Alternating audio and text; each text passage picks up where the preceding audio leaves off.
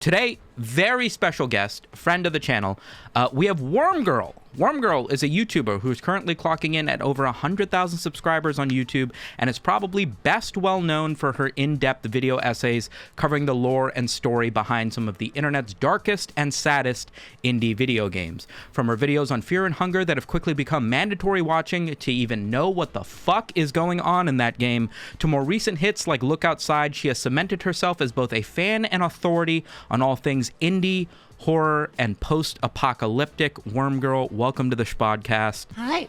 I could ask 100 questions about Fear and Hunger, but before or even if that, I want to ask, since it was so early in your career that you made those videos, and since we're now sort of 3 years detached from you uploading those videos, you know, with it being such an early spark in the pan, how does that feel 3 years down the line? Do you look at Fear and Hunger with this sense of like appreciation for like gifting you this very early audience or promise of like, hey, this could really have something? Or is it sort of like, man, when your, you know, first big hit is that big hit, it's always this uphill climb of, you know, how do I even get feedback on whether or not anything I make after this is considered successful, since a lot of things, you know, for a while are probably going to pale in comparison just in terms of views to those first couple videos. I kind of knew it was going to be like lightning in a bottle, and I've mostly just been really grateful about it. I was at like a crossroads after I made those first two videos where it's like, okay, do I want to just keep making Fear and Hunger content, you know, and keep like chasing this one thing, or do I want to just branch out and have that be what it is? And I decided it would be more fun to not anchor myself to a single IP for the rest of my life. And I don't worry too much about like this video only got 100,000, this video only got 300,000 views, because like there's such a long tail on these long videos. You know, those Fear and Hunger videos still are some of my best performing videos day after day. You know, if I make a new video about a new game, it sort of boosts up everything on the channel a little bit, and so I don't worry too much about it because it's been pretty consistent. Right. I'd love to get another 4 million view blowout, but it'll happen when it happens. On your YouTube channel, as just an outsider scrolling through your videos, it looks like you made a couple videos that were sort of like, hey, nobody knows how to play Dark Days, Cataclysm. I'm going to do a couple quick tutorials that, you know, I've got like Minecraft Let's Plays. My oldest video is like showing people how to get into the nether and like find diamonds, which you would like to think is, oh, cute Sumito 14-year-old making videos. I think I was 20. I think I was 20 years old making those as my first videos. But on your channel, you have just a few tutorials from Cataclysm, and then literally like your third proper edited video essay is like the Fear and Hunger videos. Do you have like a history, a back catalog of making proper video essays or video projects that have been on another channel and deleted? Or was it honestly the second or third proper video project that you put out publicly skyrocketed to 3-4 million views? Yeah, that was it. So I made those Cataclysm videos just because the game's learning curve is a vertical wall. The first one got like 20,000 views, and I was like, that's pretty cool, like, you know, over a couple of weeks or months. And then I played Fear and Hunger 2 just sort of randomly. As soon as I was done, I hopped on YouTube and I was like, there's got to be amazing content about these games. And there was nothing. I think while I was putting the first one together, Zoldim recorded The Game That Hates You was the first big video about it. But that was kind of it. And I heard about it through another YouTuber, Majalar. He just kind of offhandedly mentioned it in a sort of rundown of a little group of RPG Maker games. Yeah, so I was immediately like, okay, I know video essays. I've listened to probably thousands of them about, you know, everything you can imagine, and I know how to make these, and somebody's got to do this because people have to know about this game. So I threw together like a quick review that went off, but I was not prepared for how well the actual like full length the two Fear and Hunger videos did. That was wild. To anybody who isn't aware, unless I'm mistaken, the highest viewed videos that you have, or not the highest viewed videos that you have, rather, the highest viewed videos about Fear and Hunger and Fear and Hunger Termina, Game 1 and Game 2, are your videos for the most part. You've done such a good job at explaining the lore in the games that your videos are basically considered mandatory viewing alongside the game. Arguably, most people who are playing through Fear and Hunger or Termina for the first time are going to get more out of watching your videos than they will just doing a blind playthrough and trying to piece together what the story is in those games for themselves. My first question is, did you know it would go viral? I don't know why I write this stuff so early in the morning. It's not like this matters, but I guess in the realm of making video essays about video games, there is sort of a authenticity and an earnest to people who do it in a way that they're trying to provide their own insight on it. And then there is a little bit of LARPing amongst video essays where they'll make a long video about a popular IP or video game. And in reality, it really is just a walkthrough of what happens in the video game. It's effectively a Let's Play with a nice narration and directed visuals to what they're talking about. How did you find a balance between, hey, I'm going to give you a lore dump on all of the gods in Fear and Hunger, and I'm going to give you a little bit of experience of what it's like playing through this game, what enemies are hard, what enemies have puzzle solutions, what I did in my playthrough? So I kind of take a lot of inspiration from, there's a podcast called Watch Out for Fireballs that's been around for a number of years, and they treat it like a book club. They say like, oh, next month we're going to play this game, and then they do like a blow by blow, and they try to discuss it on like a deeper level, both narratively and gameplay wise. So I took some inspiration there because I like those, where they kind of go through the thing. And I know a lot of people don't want to play a game like Fear and Hunger, where you're just getting kicked in the crotch over and over again for 6 hours. Right. Also, even if you have played it, it can be fun to see like what somebody experienced or what somebody thinks about, kind of a point by point rundown. So I wanted to include both elements. I find it a little dry when people want to talk about a game without getting too into that stuff. So the balance was like it just made the video I would want to watch, basically. Always a good guiding light. Yeah. If you have a good taste in YouTube video essays. In pretty much any art, like I also work on Cataclysm: The Last Generation, which is my own fork taken from Dark Days Ahead, and I just make the game I would want to play. I disregard convention and just do that, because anything that you think about, like once you get onto like the meta level of like, oh well, audiences are going to want this, and it's like, no, you don't know that. You don't know what they're going to want. Just go with what you would want. What are your thoughts on if Fear and Hunger makes a third game, which I have put a subtitle on? We're going to go with Fear and Hunger 358.5 Days Termina 3D. If Miro decides to make that, do you feel like with what they've released in Termina, obviously a third game would be great. Everybody wants a third game. Everybody wants an update to Termina. Do you think with what exists currently in the first Fear and Hunger and in Termina, that there is enough character development and lore to still be explored to make for an interesting driving factor in a third game? Much like how Lagarde's storyline carries you from game 1 to game 2 in the Yellow Knight, do you think there's anything that's still interesting and isn't tidied up so perfectly in Termina that could be an interesting, oh, this is what happened to this character in this, whatever the third game ends up being? Moshi hyenas, Sumito from slightly before I upload this finished video here to ask you if you're enjoying this video. I spent a lot of time putting together this podcast episode with Wormgirl.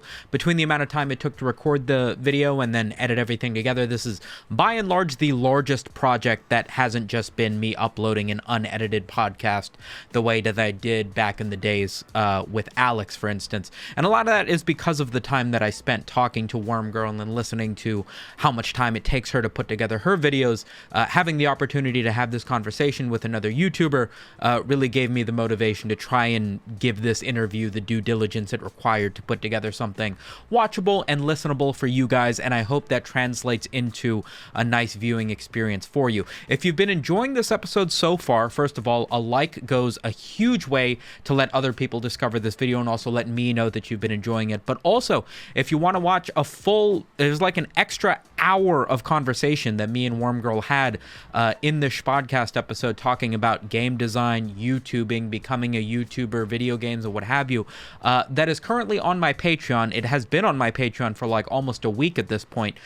So for $5 a month, if you want to support the channel, support content like this, the nice thumbnail that I made, and being able to take the time from other YouTubers' busy days to do episodes of this podcast, please consider joining over on Patreon. Not only will you get the full almost 2-hour Spodcast episode with Wormgirl, but you'll also get the full unedited episode with many kudos, as well as like hundreds of other pieces of behind the scenes content, artwork for the channel, as well as like an online video guide that I've made on how to become a YouTuber, make thumbnails and what have you, that I've been periodically updating for several years at this point. Patreon recently also introduced a new gifting feature where you can gift somebody a patronage subscription to somebody else's Patreon. So For everybody who joins here on my Patreon, I'll be gifting 5 Patreon gift subscriptions to 5 of you guys to Wormgirl's channel, so that you can join her Patreon for free and then take a look at some of the extra stuff she's been doing, the interviews that she did with Black Tabby Games for the recent video that she made on her channel, just to show her a little bit of love from over us on the hyena side of things. Anyway, enough of getting in your way. Thank you for watching this video. Please consider supporting if you want to see more stuff like it.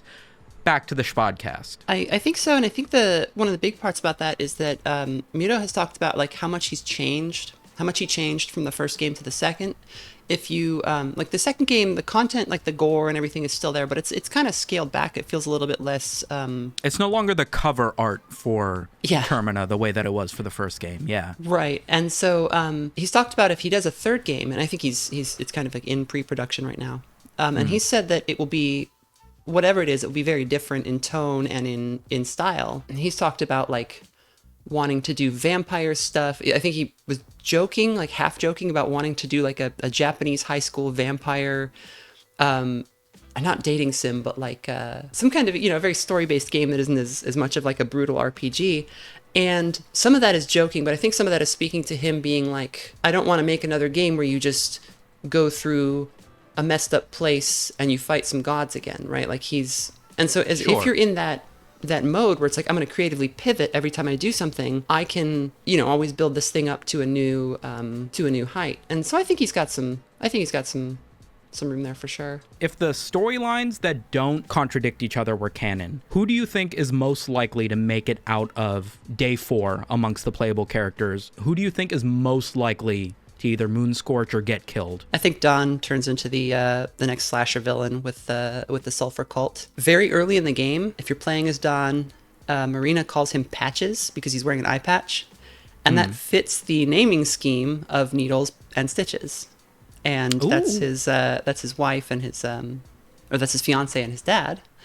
I just see that happening because the only other option is that he becomes Pocket Cat, right? But he has no good answers, actually, thinking about yeah, it. there's nothing good in his future. He should have died. Yeah. But, and maybe I think that the canon thing, they're going to do something like they did with the first game where several endings are kind of simultaneously true in a way that you couldn't work that out in a single playthrough. Because like in Fear and Hunger 1, if you beat the game with anybody, then everybody else either leaves the dungeon with you or they die, right? Like, so, right. But like we know that like Roggenwalder went and found Moonless and left with her, and we know that Enki did something in order to live for hundreds of years, so I assume he did his S ending. We know that somebody took the girl into the pit, and those aren't things that can all happen in one run. So do you think that's all like major game design, or do you think Miro just went into the second game and was like, no, I still want to have Enki, I still want to have Lagarde show up here? Judging by the way he's talked about it, I think he went into it and he felt like there was only a couple of ways that it would have made sense, right? Like somebody said, why isn't Kahara mentioned in the second game? Like where doesn't he have a story?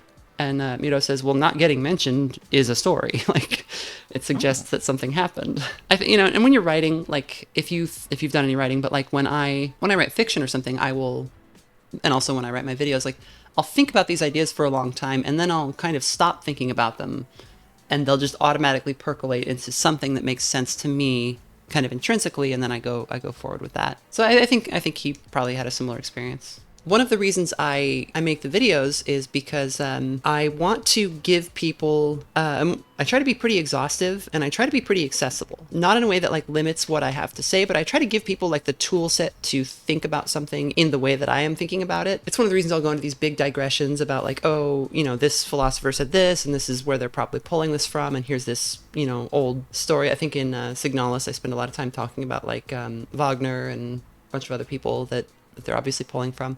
The point of that is not to stunt on people. It's to be like, this flex is on how... a worm. Talk to them like they're children. There is no nuance. You cannot assume anything. Everybody's an idiot. Talk to them. People say I talk like a kindergarten teacher. I mean, listen, you have to. You know what I mean? I remember I've watched your Signalis video twice and I'm still moderately confused about it, and that's probably my media comprehension, but I cannot believe, like, first of all, if you are mispronouncing the main character's name, if you are, and you put up a 10-minute video that was like, I love Signalis, guys, let me tell you about Signalis, right? Cool. I can see how somebody could watch that and be like, Worm Girl doesn't know what she's talking about. It's pronounced this way. But like, the video's fucking long. It's well researched. You very clearly did more than play the game. You researched the language behind the names, the propaganda behind the posters, the narrative, and how it's been reflected in history and where they're pulling from. You know, you say things in other languages. You give the country of origin for the names you're saying. At that point, I personally would be a little bit terrified to write a comment thinking that I'm correcting this individual on YouTube on the pronunciation of something. I could not believe that that's what happened. Well, you're not German. They're very particular over there. Brother, that's putting it lightly. I asked a German about the pronunciation, like before I even recorded, and they were like, "Oh yeah, that's perfect." And it turns out like they just had like a regional dialect. So the name we're referring to, people in English say Elster. In German, it would be like Elsta or whatever.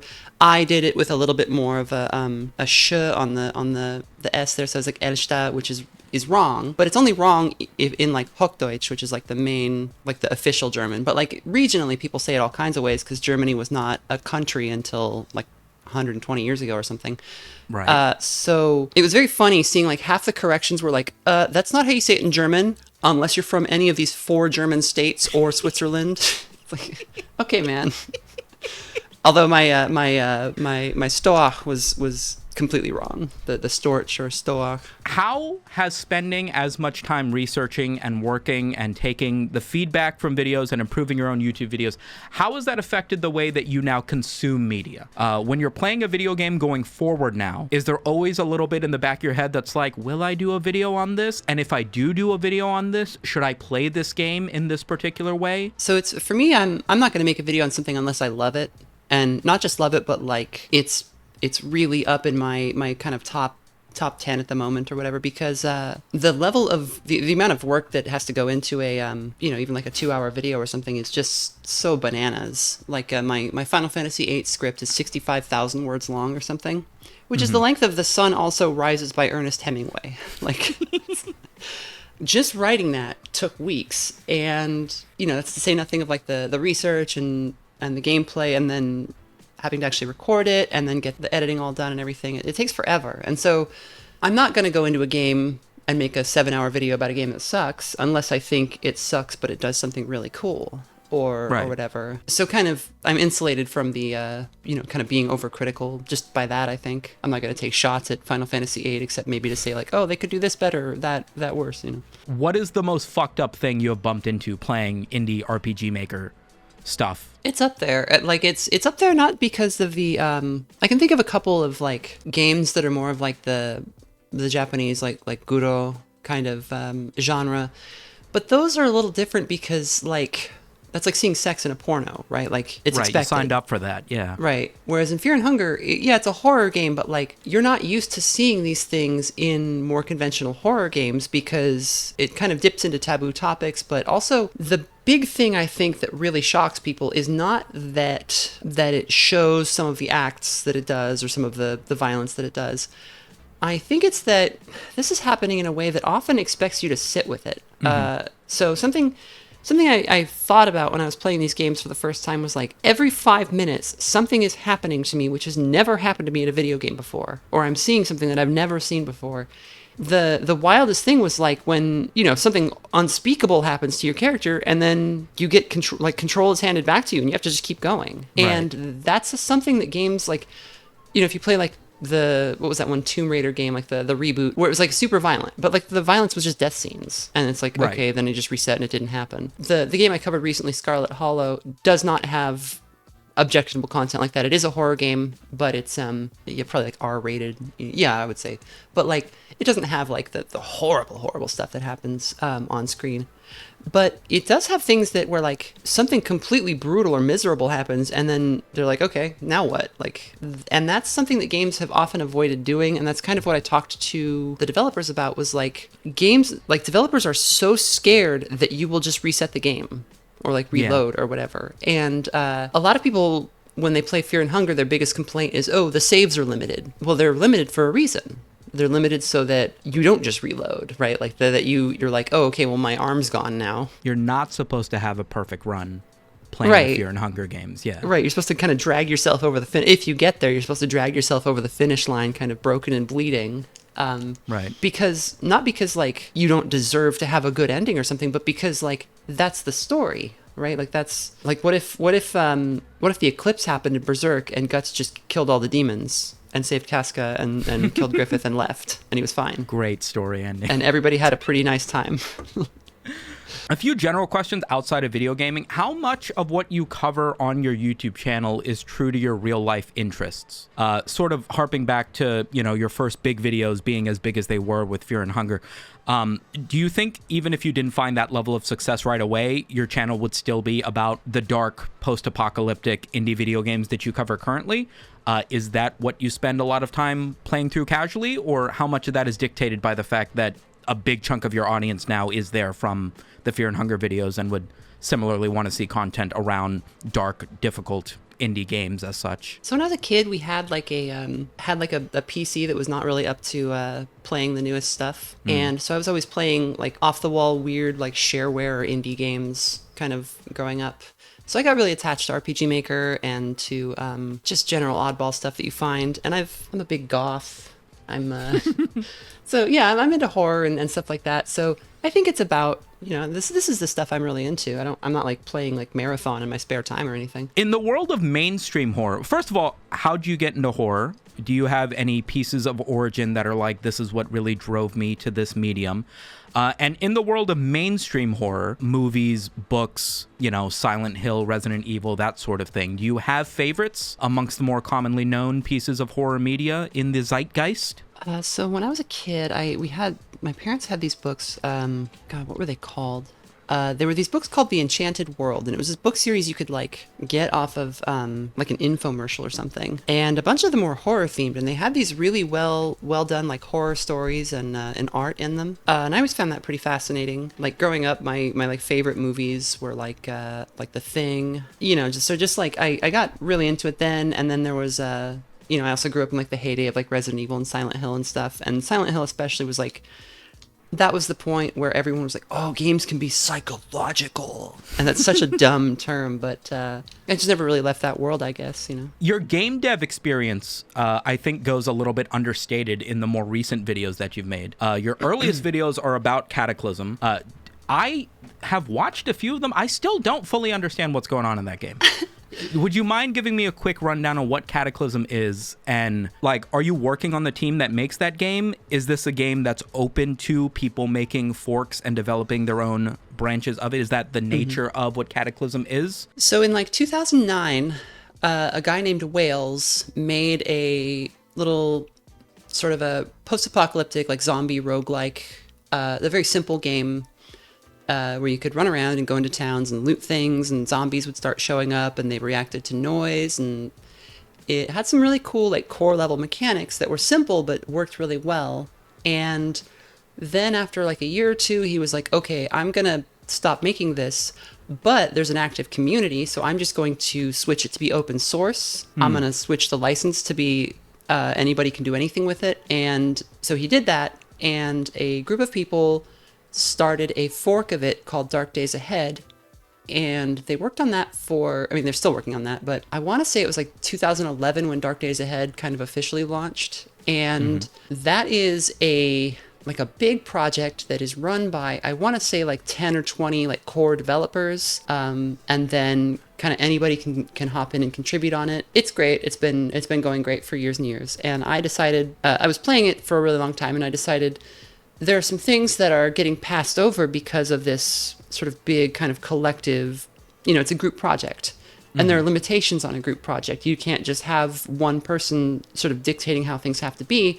And I think in any creative pursuit, that creates a lot of problems. So there are advantages to either one, but I was like, okay, I'll fork it and I'll just make the game I would want to play. And so I am doing, real coding, a lot of it. I turned over, I think, 40% of the game's code last year. Jesus. It's 1.5 million line repository. So it was just an insane amount of work. And it's a really complex game. I released that on Steam last year, about May last year, I think. But it's also free on GitHub if you want to go check it out.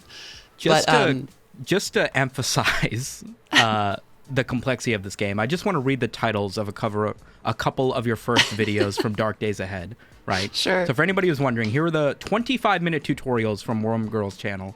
How do you even play? Day 1 combat. How to throw rocks, which is a 20-minute long video.